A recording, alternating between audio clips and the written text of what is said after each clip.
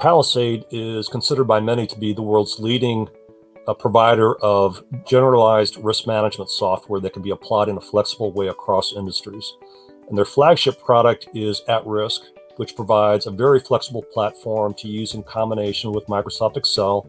to allow very convenient, very fast Monte Carlo simulation with a lot of great diagnostics and optimization tools built in. But that's not the only tool that's included in the DecisionTools Suite. You have a lot of other really helpful tools that are not quite as widely used as At Risk, but we actually are using them more and more often. In the prior two webinars we did on forecasting, for example, we made very heavy use of stat tools and neural tools to compare and contrast regression versus neural net forecasting techniques. In addition to those, we've had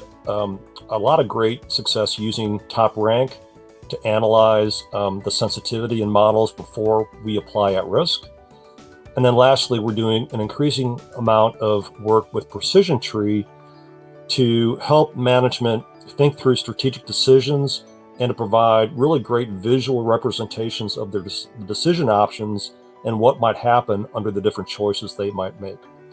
And so when you combine all these together, you have a really great platform for analyzing risk, analyzing decisions,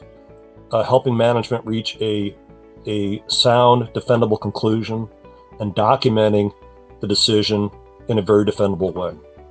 What we also find in the industry that while there are some very advanced special purpose models, highly complex production cost models, which are very, very rigorous, but can be very expensive to implement, transmission network models, which are similar in complexity and cost, and various other specialty models, we find that Excel plus At Risk plus the DecisionTools Suite really hits a very nice sweet spot and creates an optimal way of having flexible analytics that begin to, when used properly, begin to approach the accuracy and the analytic quality of these specialty purpose models, but are much more simple to implement, faster to run, and less expensive to operate.